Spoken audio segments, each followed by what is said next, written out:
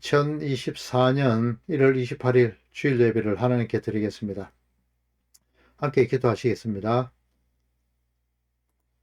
사랑 많으신 아버지 하나님, 또 2024년을 시작하며 마지막 주까지 이르렀습니다. 이 말씀, 이렇게 주일을 통하여서 하나님 말씀을 주시며 깨닫게 해주시는 것 감사합니다. 하나님, 하나님께서 주시는 이 말씀을 통하여서 이 땅에 살면서 우리 성도들이 천국을 누리며 하나님의 말씀을 통하여서 우리가 영의 안식을 누릴 수 있는 귀한 축복도 해 주옵소서. 오늘도 말씀을 듣습니다. 하나님께서 깨닫는 영을 허락해 주옵소서. 예수님 이름으로 기도 올립니다. 아멘. 벌써 2024년을 시작한 지 한 달이 지났습니다. 정말 옷깃을 바짝 여며야 될 것 같습니다. 오늘은 양의 옷을 입은 거짓 선지자, 이런 제목으로 마태복음 7장 15절부터 20절까지의 말씀을 가지고 공부해 보도록 하겠습니다. 합독하도록 하겠습니다. 거짓 선지자들을 삼가라. 양의 옷을 입고 너희에게 나오나 속에는 노략질하는 일이라. 그들의 열매로 그들을 알지니 가시나무에서 포도를 또 은근키에서 무화과를 따겠느냐. 이와 같이 좋은 나무마다 아름다운 열매를 맺고 못된 나무가 나쁜 열매를 맺나니 좋은 나무가 나쁜 열매를 맺을 수 없고 못된 나무가 아름다운 열매를 맺을 수 없느니라. 아름다운 열매를 맺지 아니하는 나무마다 찍혀 불에 던져지느니라. 이러므로 그들의 열매로 그들을 알리라.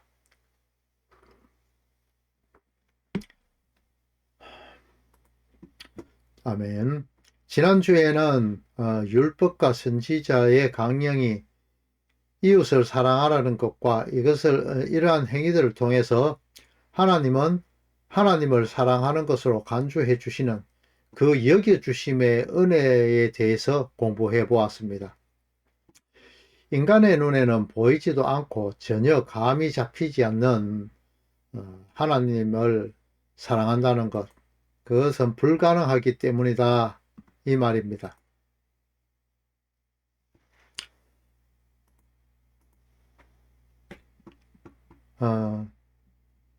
하나님께서 사람을 하나님을 닮도록 창조하셨다고 성경은 그렇게 기록하고 있습니다. 하나님은 자신을 닮도록 인간을 하나님의 형상대로 만드셨다고 하셨는데, 이것은 육체적인 것이 아니라 하나님은 영이기 때문에 육체가 없지 않습니까? 그러니까 생기를 불어넣어 숨을 쉬게 만든, 그러니까 하나님의 영적, 지적, 도덕적으로 닮도록 만드셨다, 이 말인 것입니다.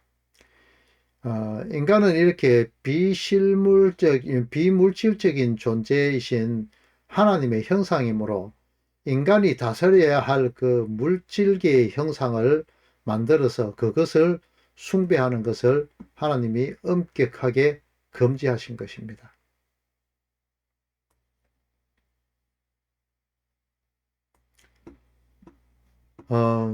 인간은 그 하나님의 형상, 모양대로 만들었다 했는데요. 이 형상이라 하는 말은 첼렘, 이런 단어를 쓰고요. 모양이란 단어는 데무트, 이런 단어를 쓰는데요. 27절에 가서는 오직 형상이란 단어, 이 첼렘만을 사용하고 있거든요. 이것은 그림자를 뜻하기도 하는 그런 단어입니다. 인간의 오감으로서는 느낄 수 없는 존재가 바로 하나님이라는 의미가 되는 것이죠.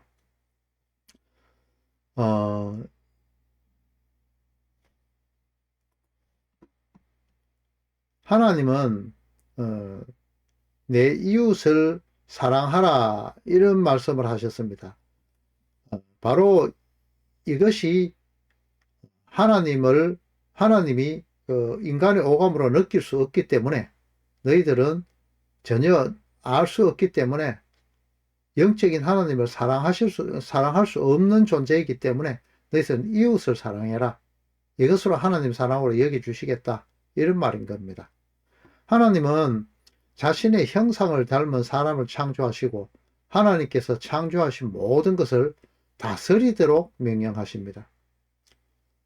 하나님을 닮은 피조물은 남자와 여자, 즉 사람밖에 없으며 나머지는 하나님의 다스림과 같이 그들에 의해서 다스려져야 할 그런 존재이다 이 말입니다. 이러므로 남자와 여자는 다스려야 할 존재이고 하나님 이외의 다른 존재들로부터는 다스림을 받지 않는 존재들로 지어졌습니다. 하지만 인간은 서로를 지배하고 다스리고 이렇게 하나님의 창조의 질서를 어긋나게 만들어 버리고 말하는 거죠. 자, 로마서 5장 8절, 에베소서 5장을 한번 보도록 하겠습니다. 우리가 아직 죄인 되었을 때 그리스도께서 우리를 위하여 죽으심으로 하나님께서 우리에 대한 자신의 사랑을 확정하셨느니라. 에베소서 5장 28절에서 30절입니다. 이와 같이 남편들도 자기 아내 사랑하기를 자기 자신과 같이 할지니 자기 아내를 사랑하는 자는 자기를 사랑하는 것이라. 누구든지 언제나 자기 육체를 미워하지 않고 오직 양육하여 보호하기를 그리스도께서 교회에게 함과 같이 하나니 우리는 그의 몸의 지체임이라. 아멘.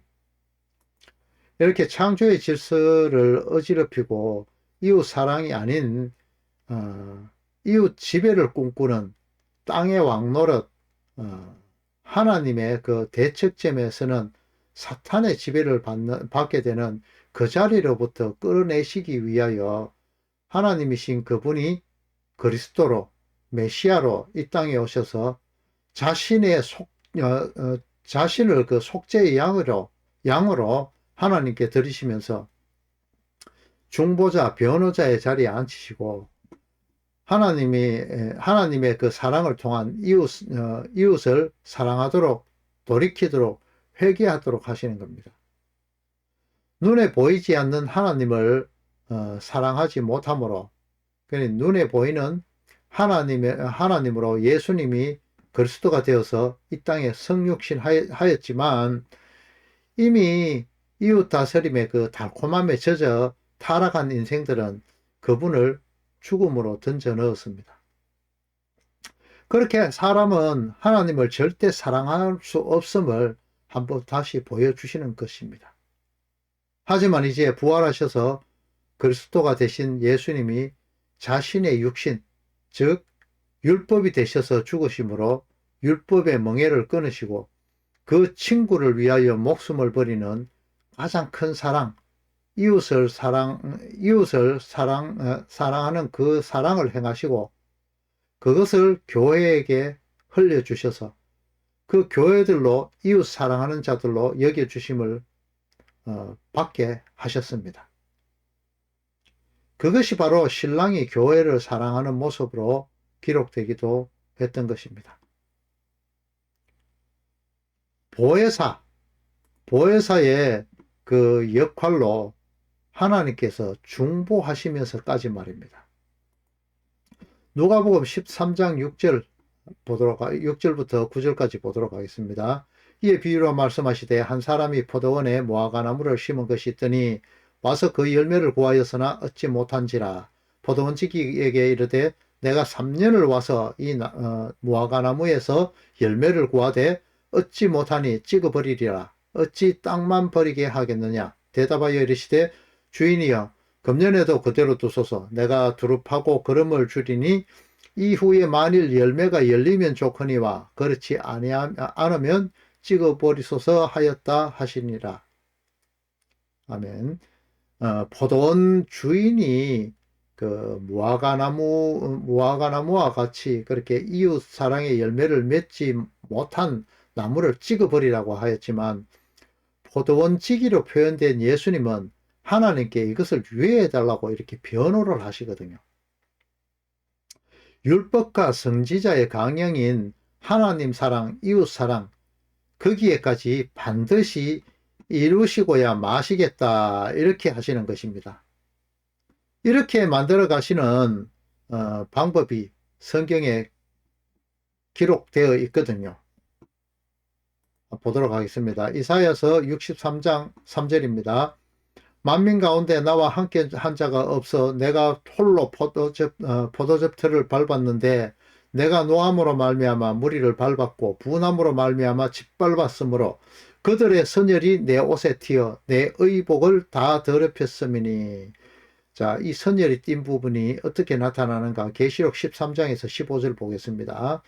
또 그가 피 뿌린 옷을 입었는데 그 이름은 하나님의 말씀이라 칭하더라. 하늘에 있는 군대들이 희고 깨끗한 세마포 옷을 입고 백마를 타고 그를 따르더라. 그의 입에서 예리한 검이 나오니 그것으로 만국을 치겠고 친히 그들을 철장으로 다스리며 또 친히 하나님 곧 전능하신 이의 맹렬한 진노의 포도주틀을 밟겠고. 자, 만민이 하나님의 원수로 행함을 보시고 예수님 스스로 이 노예만 밟던 포도즙 틀은 노예만 밟던 거였거든요. 이 노예만 밟던 이 포도즙 틀인 십자가를 지심으로 예수님은 하나님의 원수된 자들의 피, 죄악을 가져가시고 스스로 죄가 되셔서 율법이 되셔서 붉은 피 뿌린 옷을 입고 정죄당하시고 그것을 깨달아 알게 된 그 뒤를 따르는 예수님께 속한 자가 된 그 하늘 군대들은 희고 깨끗한 세마포 옷을 입고 예수님의 뒤를 따르게 됩니다. 바로 예리한 검과 철장으로 잘라지고 부수어지게 되어서 말입니다. 계시록 18장 4절에는요. 예수님의 명령인 내 백성아 거기서 나오라 라는 말에 적각 이것이 여기에 기록된 것 같은 이런 하나님의 예수님의 명령에 성도는 적각 반응해서 그 율법의 무덤을 박차고 나와서 하나님의 군대로 승리를 상징하는 그 백마를 타고 예수님만을 뒤따라가는 성도로 지어지게 되는 것입니다. 시체가 되어버린 나사로와 에스겔이 환상에서 본 마른 뼈들에 방불한 성도들이 예수님으로부터 승리하였다고 여겨주심을 받게 되고 하늘의 군대로 거듭나게 된다, 이 말입니다. 이 땅에 대장대기 놀이에 빠진 땅에 배를 대고 기어다니면서 땅을 탐닉하고 있는, 하늘을 보지 않고 땅만 보고 땅을 사랑하는 데 빠진 그 사탄의 놀이개가 되어버린 하나님의 택하신 백성들을 이제 예수님은 그 땅에서 배를 떼도록 좌우에 날이 선 검, 하나님의 말씀으로 베어서 떼어내고 다시금 하나님께로 돌이키기 위해서 전쟁을 하시는 것이 바로 이 땅에서 성도들을 천국으로 만들어 가시기 위한 예수님의 전쟁인 것입니다. 금년에도 그대로 두소서 하고 변호하시면서 말입니다.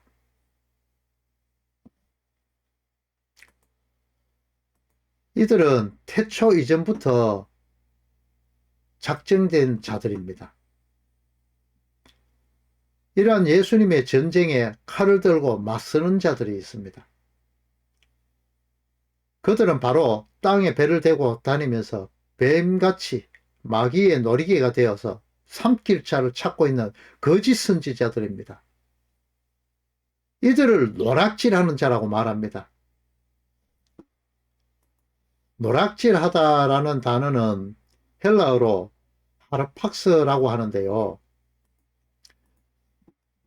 이 하르팍스는 오늘 본문 말씀 마태복음 7장 15절에는 탐식하는, 개걸스럽게 먹는, 이런 의미로 사용되었습니다. 또 누가복음 18장 11절, 고린도전서 15장에서 11절, 고린도전서 6장 10절에는 강도나 약탈자를 의미하는 단어로 사용되기도 합니다. 토색, 불의, 간음하는 자, 이러한 것들, 역시 성경에서는 문자적인 것을 의미한다고 의미하기보다는 하나님의 말씀을 도둑질해서 자신의 부귀영화, 이 땅에서의 명예, 사리 사욕을 채우고 하나님을 섬긴다고 입으로는 말하면서 정작 자기의 욕심인 그 금송아지를 섬겨 하나님이 미워하는 우상숭배를 하는 그 두 마음을 품는 자라, 이 말이거든요. 마태복음 23장 13절에서 15절을 보시면은 노략질하는 속여 빼앗는 자들의 그 열매가 보여집니다. 마태복음 23장 13절부터 15절 합독하겠습니다. 화 있을진저 외식하는 서기관들과 바리새인들이여, 너희는 천국문을 사람들 앞에 닫고 너희도 들어가지 않고 들어가려 하는 자도 들어가지 못하게 하는도다. 화 있을진저 외식하는 서기관과 바리새인들이여, 너희는 교인 한 사람을 얻기 위하여 바다와 육지를 두루 다니다가 생기면 너희보다 배나 더 지옥 자식이 되게 하는도다. 자, 말씀을 노략질하는 싹군 목자들은 이리가 오면 양을 두고 도망가 버리고 맙니다. 그리고 말씀은 자신의 뱃속을 채우기 위해서 그 이 구절 저 구절 이렇게 자기 마음대로 끌고 와서 자기의 말과 행동을 합리화하고 하는데 사용하고 또 제 마음대로 해석하죠. 이렇게 말씀을 도둑질해서 진리와는 거리가 멀게 전하죠. 바로 천국문을 사람들 앞에 닫는 행위입니다. 이들은 전교인 수련회, 알파코스, 제자훈련, 특별 새벽 예배, 사경회 등등 이런 행사들을, 이런 프로그램을 통해서 교인들을 끌어들이고 이것들을 위해서 수많은 돈을 들이고 또 엄청난 노력들을 합니다. 연예인을 초청하기도 하죠. 한 번 오는데 1시간 정도 하는데 몇백만 원씩 들어가면서 말입니다. 그를 통해서 교인을 얻게 되면은 거짓된 말씀으로 양육하여 옳은 말씀들을 보지도 못하도록 그렇게 세뇌시켜 버립니다. 목사에게 대적하면은 하나님이 저주한다. 목사는 선지자와 같다. 뭐 이런 헛소리 하면서 말입니다. 하지만 분명한 것은요, 예수님은 우리의 머리요, 성도는 그 지체된 것임을 잊지 마셔야 합니다. 목사 역시 우리의 머리가 아닌 동등한 지체임을 잊지 마셔야 된다, 이 말입니다. 목사는 몽학선생입니다. 초등교사입니다. 예수님께로 인도하는 역할만 할 뿐이거든요. 참된 선생, 참된 진리를 아는 선생은 예수 그리스도 한 분 뿐이심을 잊지 마시기 바랍니다. 그렇기에 우리는 늘 신앙생활을 하면서 파수꾼처럼 경계해야 되는 것입니다. 깨어서 경성해야 되는 것이죠. 성도는 늘 자신의 신앙 상태를 성경 말씀에 비추어서 점검을 해 보셔야 합니다. 내가 가는 이 길이 지금 이 신앙 상태가 말씀에 비추어서 잘 가고 있는 것인가? 아니면 광야 교회를 통해서 이스라엘의 백성의 모습처럼 내 삶의 모습에서 하나님을 섬긴다고 사랑한다고 말하면서 정작 내가 좋아하고 내가 바라는 하나님이 싫어하시는 금송아지를 만들어서 그것을 섬기는 우를 범하지는 않는가, 이 말입니다. 심지어 지금 듣고 있는 설교가 하나님의 말씀, 성경에 비추어서 맞는 것인가? 이것까지도 점검해 보셔야 됩니다. 이러한 것을 날마다 점검하고 천국 가는 그날까지, 개인의 종말이 오는 그날까지 내가 듣고 보고 깨닫고 하는 나의 삶이 정말 하나님의 말씀에 따라서 잘 가고 있는 것인지 반드시 점검하셔야 합니다. 그것이 바로 지혜로운 5 처녀가 준비한 등과 기름을 준비하는 것과 같은 것입니다. 설교를 듣고 나면은 설교가 성경 말씀에 비추어 진리를 전한 것인가 반드시 확인해 보셔야 합니다. 사도행전 7장 11절 하반절 말씀을 현대 성경으로 보면요. 그리고 바울과 실라가 가르치는 말이 진실인지 알고자 날마다 성경을 연구하였다. 이렇게 현대 성경이 기록하고 있습니다.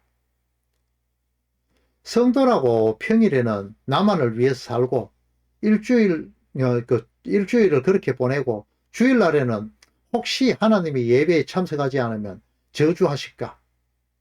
하늘에서 벼락이라도 쳐서 내가 맞지 않을까? 이렇게 두려워서 나오는 그런 신앙을 가져서는 안 된다 이 말입니다.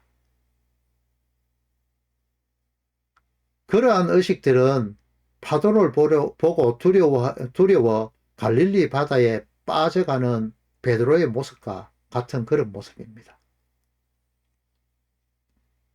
사이비종파에 빠진 사람들은 이런 의식을 가집니다.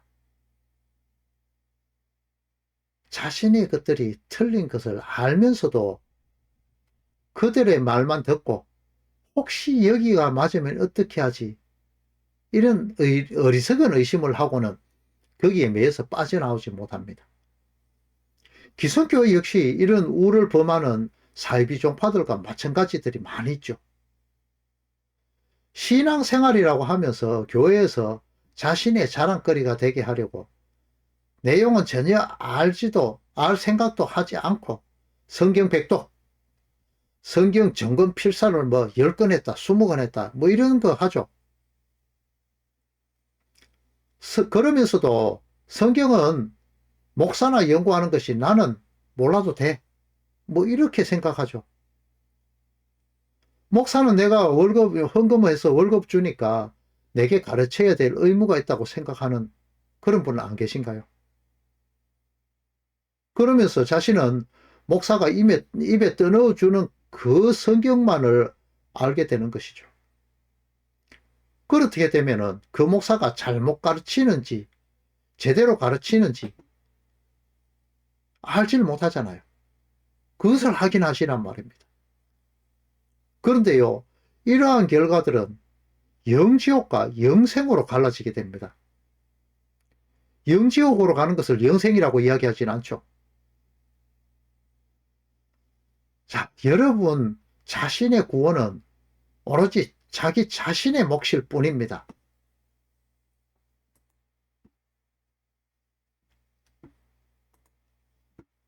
에스겔서 14장 14절을 보면요. 이렇게 기록하고 있습니다. 비록 노아, 다니엘, 욥 이 세 사람이 거기에 있을지라도 그들은 자기의 공의로 자기의 생명만 건지리라. 나 주 여호와의 말이니라. 자, 어떻습니까? 여러분 생각하던 것과 같습니까?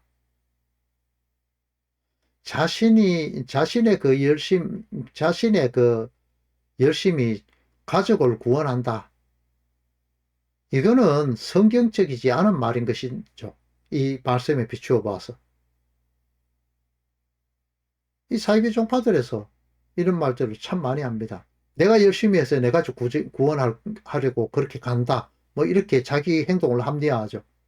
마찬가지로 교회에서도 그렇게 하고 있어요. 구원은 그리스도와 나와의 1대1의 관계에서 이루어지는 절대적인 것입니다.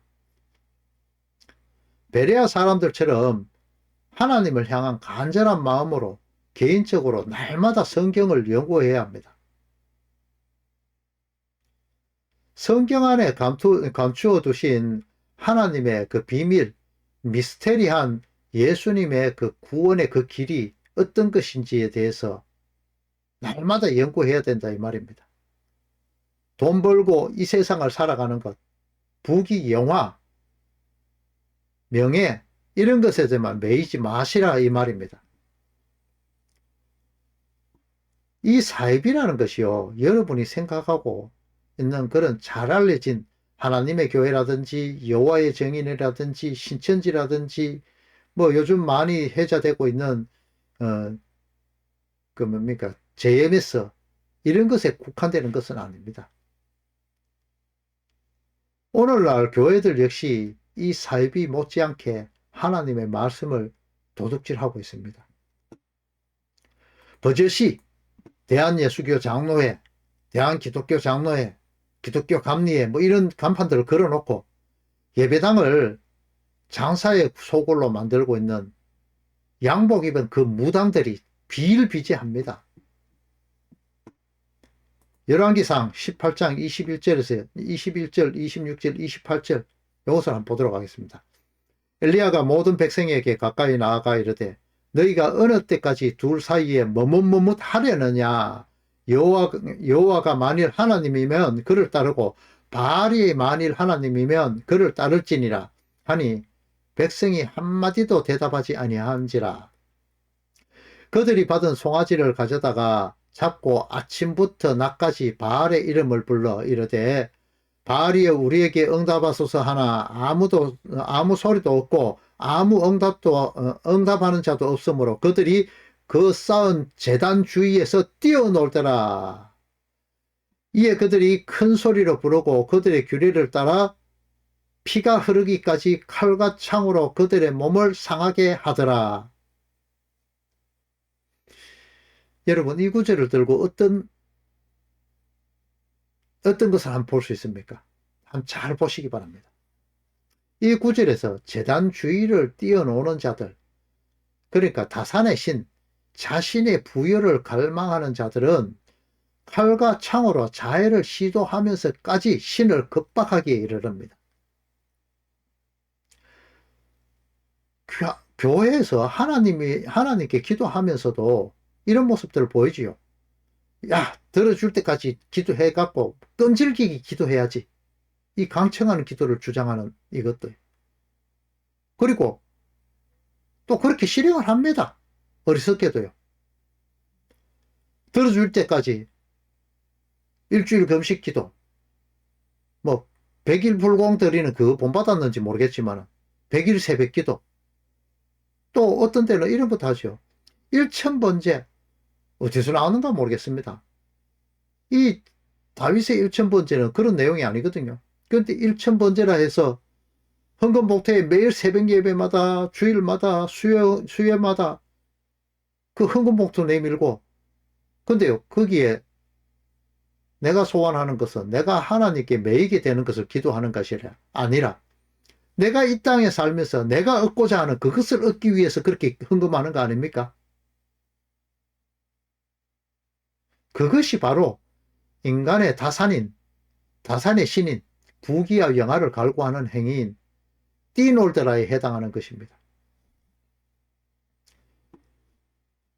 여기에서 띠놀드라라고 표현하는 이 히브리어는 파사흐인데요.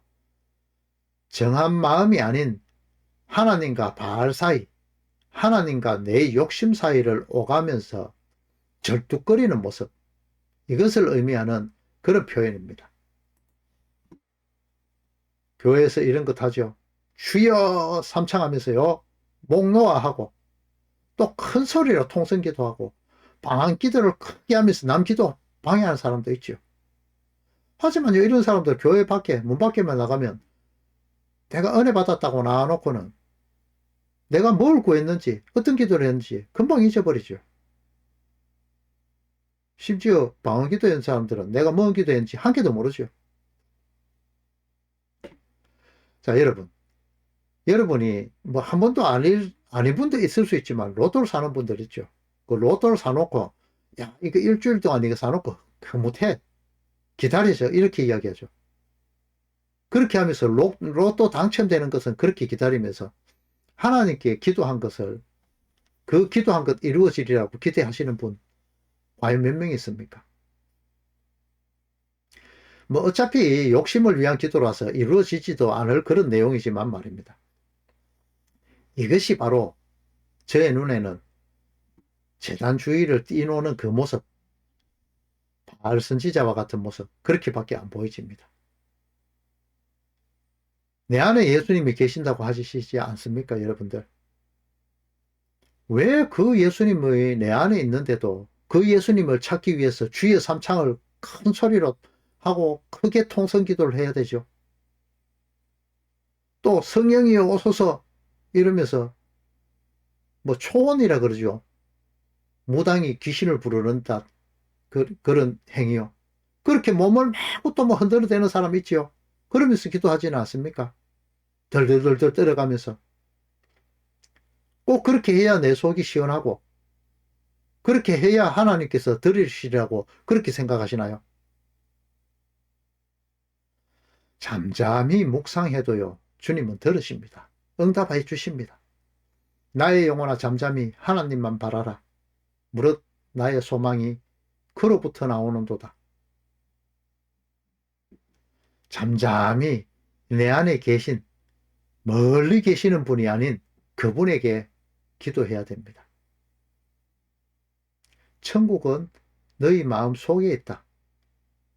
내가 너희가 내 안에 있으면 무엇이든지 구하라. 이렇게 기도하는 방법을 분명히 가르쳐 주셨습니다. 그때 들어주신다 했거든요.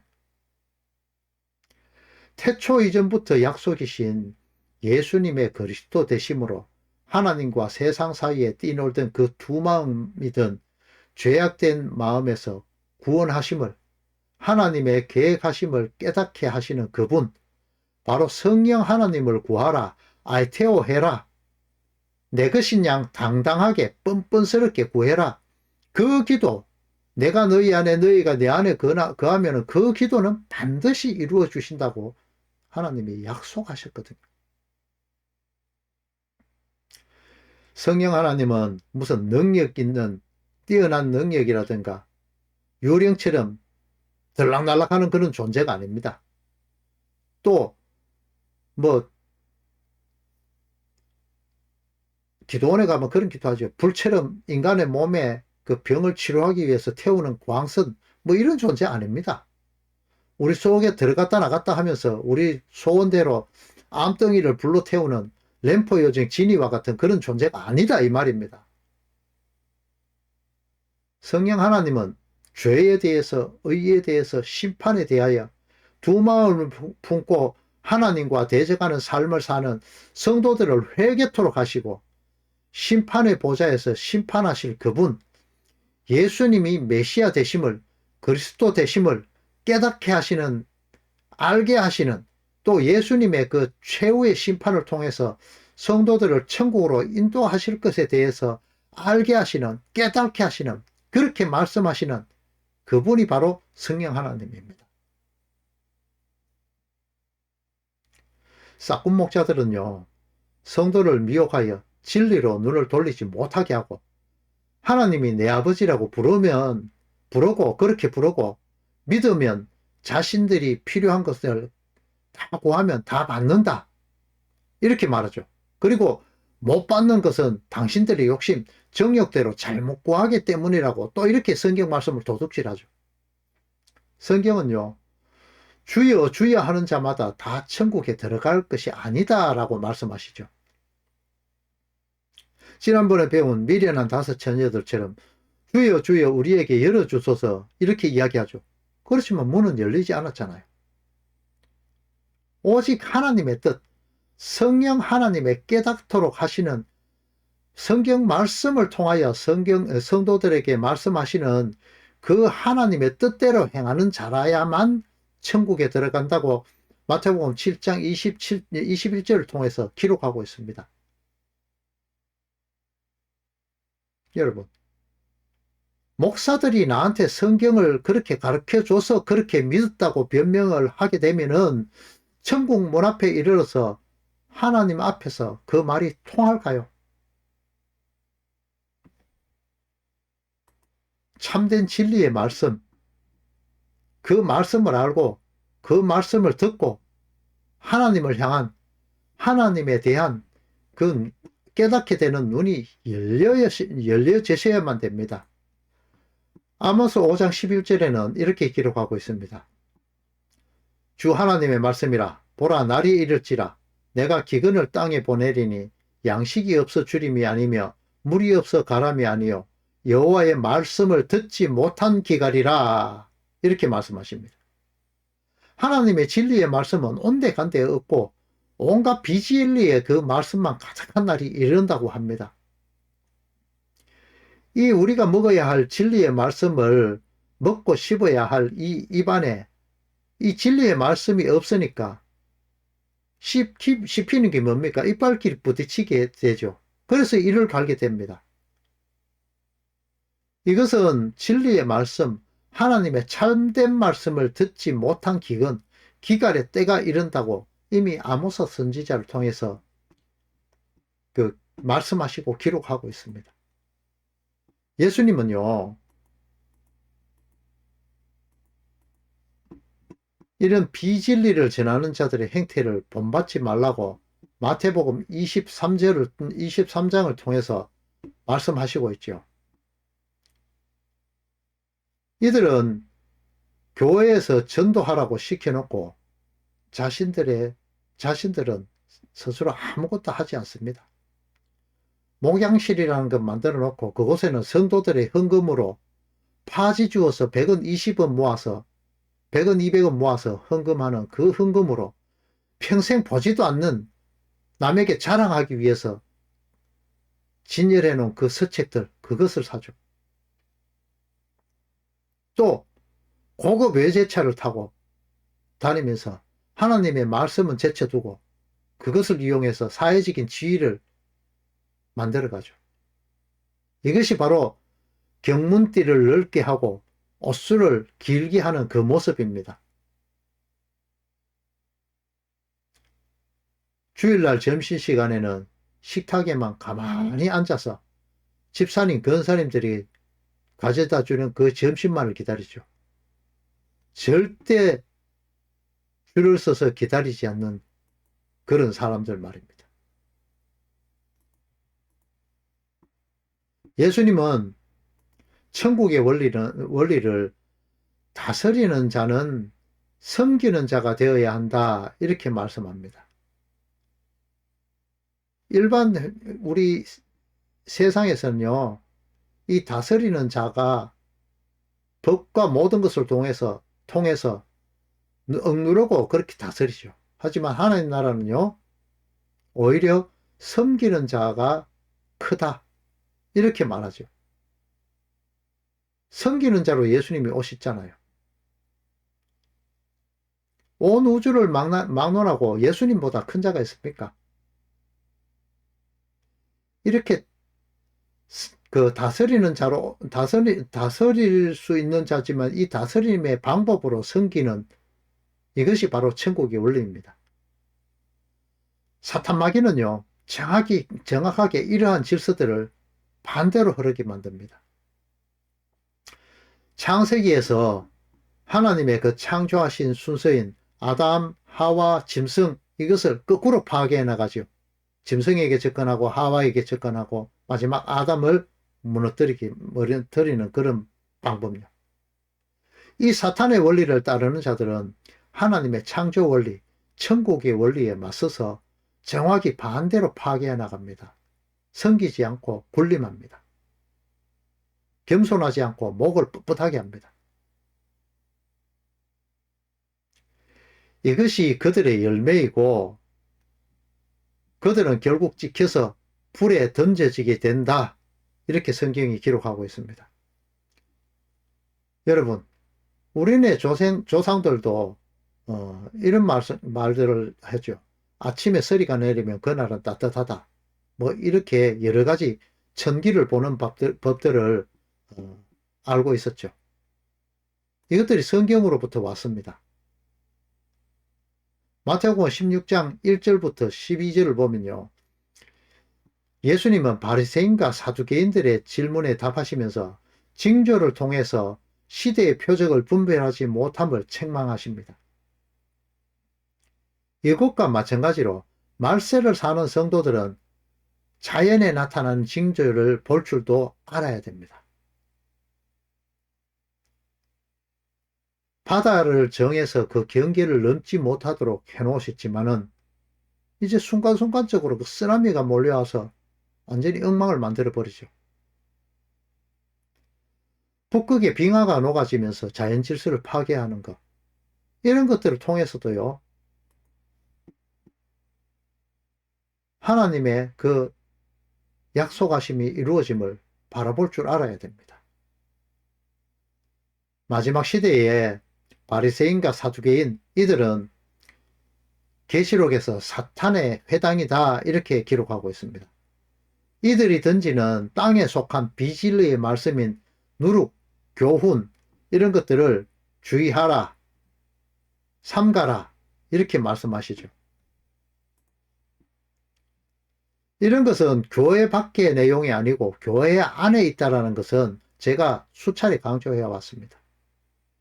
에덴 동산의 그 하와처럼 사탄의 쏘사김에 속지 말아야 합니다. 말세지말이라고 말하고 있는 지금 성도는 깨어서 그때를 구별할 수 있어야 됩니다. 말세의 징조에 대해서는 베드로후서 3장 2절에서부터 7절에 이렇게 기록하고 있습니다. 곧 거룩한 선지자들의 예언의 한 말씀과 주 대신 구주께서 너희 사도들로 말미암아 명하신 것을 기억나게 하려 하노라.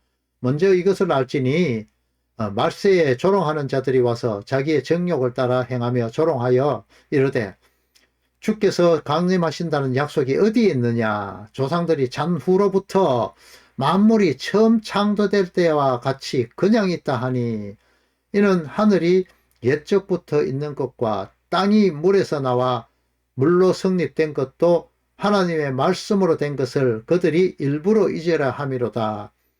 이로 말미암아 그때의 세상은 물이 넘침으로 멸망하였으되 이제 하늘과 땅은 그 동일한 말씀으로 불사르기 위하여 보호하신 바 되어 경건하지 아니한 사람들의 심판과 멸망의 날까지 보존하여 두신 것이라. 이렇게 기록하죠. 마지막 때를 구별할 줄 아는 지혜를 하나님께서는 이미 성경을 통해서 여러 곳에 기록을 해 놓으셨습니다. 이제 마지막 때를 준비하여서 예수님의 강림하심을 바라보며 말씀 중심 생활을 하셔야 합니다. 창조가 하나님의 말씀으로 된 것이며 마지막 때 역시 하나님의 말씀이 미리 말씀하셨음을 일부러 잊으려 하는 그런 자들이 있고 그렇게 믿도록 쏘삭거리는 존재들이 있음을 알도록 하시는 그 말씀 말입니다. 그렇게 그것을 깨달으라고 말씀하시죠. 그리고 노아의 홍수와 방불한 불로 온 땅을 심판하시기 위해서 이 땅을 간수하고 있다고 하십니다. 보존하고 있다 이 말이죠. 성도는 이것을 분별해야 합니다. 하나님은 이 심판을 위해서 끝까지 붙들고 계시죠. 그리고 하나님의 말씀을 깨닫는 이 아름다운 열매를 맺도록 독려하고 있습니다. 여러분, 도끼가 이미 뿌리에 놓여 있습니다. 이제 하나님의 말씀에 집중하셔야 됩니다. 때는 이미 말세지말입니다. 늘 깨어서 경성하시기를 바랍니다. 기도로 예배를 마치도록 하겠습니다. 사랑의 아버지 하나님, 세상은 하나님을 두려워하지 않고 죽음조차도 두려워하지 않는 양 그렇게 살아가고 있습니다. 사탄이 깔아놓은 이 화려한 세상에 현혹되지 않을 수 있는 그 믿음의 눈을 허락해 주시옵기를 소원합니다. 성도가 성도의 자리에 내려갈 줄 알며 하나님을 나의 하나님 되심을 믿고 알고 섬기는 그 지혜를 허락해 주시고 하나님을 나의 삶의 하나님으로 모실 수 있도록 축복해 주옵소서. 예수님을 통하여서 허락하신 생명의 열매를 또다시 선악과로 먹지 않게 허락해 주시기를 소원합니다. 또 한 주간을 살아가면서 성령 하나님을 통한 아름다운 열매를 맺게 허락해 주시기만을 예수님의 이름으로 기도 올리옵나이다. 아멘.